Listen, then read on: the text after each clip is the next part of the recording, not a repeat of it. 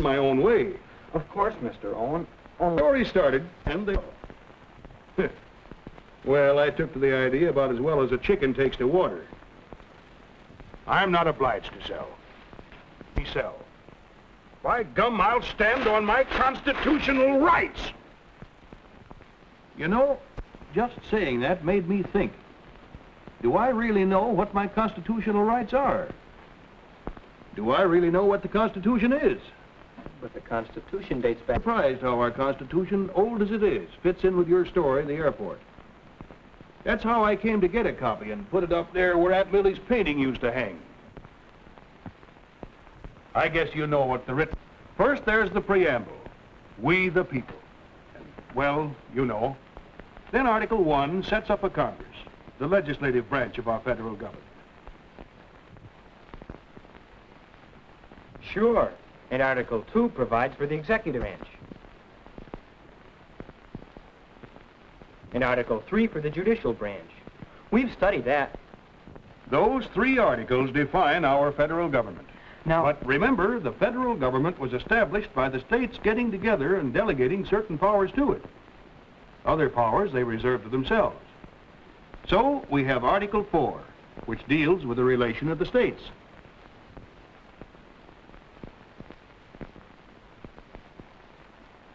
So there we have a federal system with both central and state governments, and both of them are limited in their powers. But from there on out, the Constitution has done a lot of growing.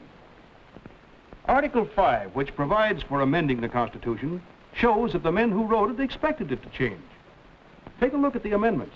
I know. The first 10 are called the Bill of Rights. That's where I get those constitutional rights I was standing on. According to the Fifth Amendment, my property couldn't be taken away from me without due process of law. Not even for an airport, see? I told you this is part of your airport story. But the Civic Committee had their constitutional rights, too. Under the First Amendment, they staged a couple of mass meetings to stir up interest in their project for a county airport. So the issue was put to a vote as a referendum question on the ballot for the next county election. Before the election, there was a lot of campaigning, especially by the women of the Civic Committee.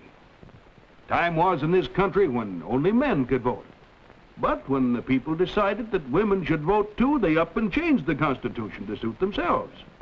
That's one of the later amendments. Then again, sometimes we the people change our minds. In 1919, we wrote prohibition into the Constitution. In 1933, we wrote it out, which goes to show that when all is said and done, the Constitution at any time is what the people want it to be at that time. But about the airport referendum, when the votes were counted... A while ago, you asked how a document written in 1787 could have anything to do with an airport. Well, son, you've got to stop thinking about the Constitution as just a written document, changed only by written amendments. For instance, you know that the written Constitution gives Congress the power to regulate interstate commerce. Yes, sir. Well, back in the early days of our republic, commerce had to do with horse-drawn vehicles and boats.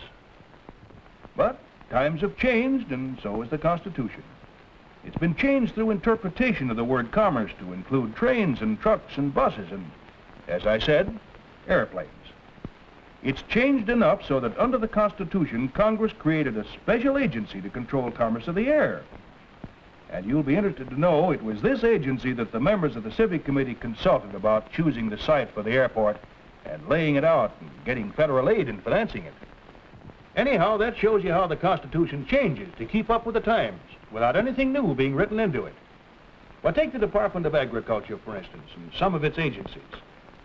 They give us farmers a lot of help. But do you think the Department of Agriculture is provided for in the written Constitution? No, sir. It was created by act of Congress. That's right. Through interpretation of its constitutional powers, Congress has created a flock of departments, agencies, bureaus, and commissions, and passed hundreds of laws. And when you come right down to it, all these are additional parts of our Constitution. And then the executive department of our government is also forever changing the Constitution and adding to it by interpreting the presidential powers. and by issuing executive orders that have the force of law. And our Supreme Court and the lower courts decide hundreds of cases every day. These decisions are especially important in interpreting and modifying the Constitution. Finally, you come back to we the people. We have the last say as to what our Constitution will be.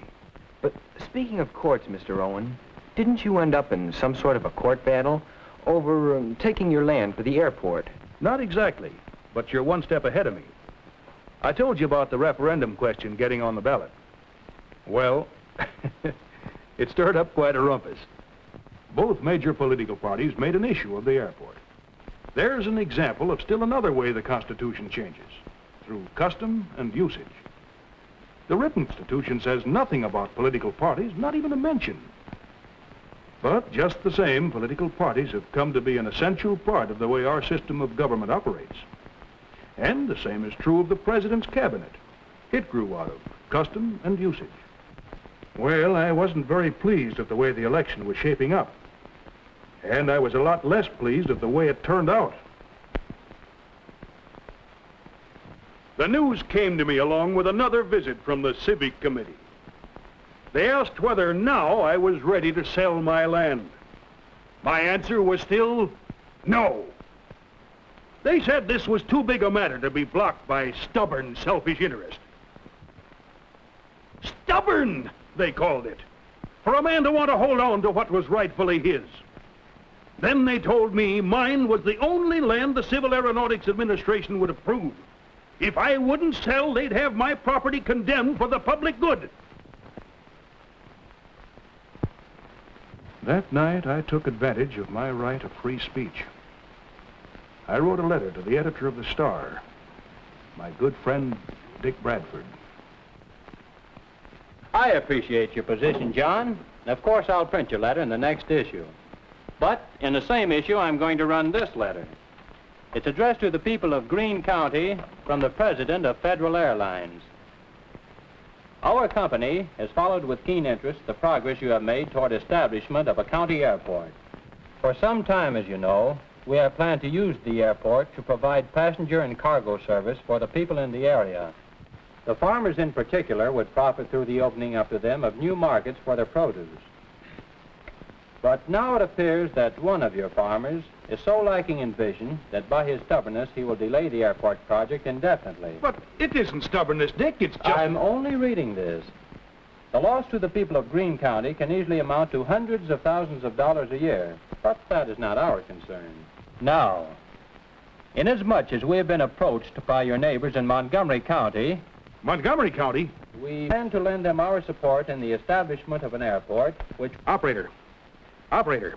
Harriet, get me the president of the, Federal Airlines. Well, how do I know? New York or Chicago or someplace? You see, it was for the good of the majority. And I got a fair price for my land, too.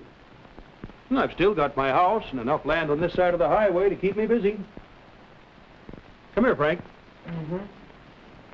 There's one of the big birds, a real thoroughbred.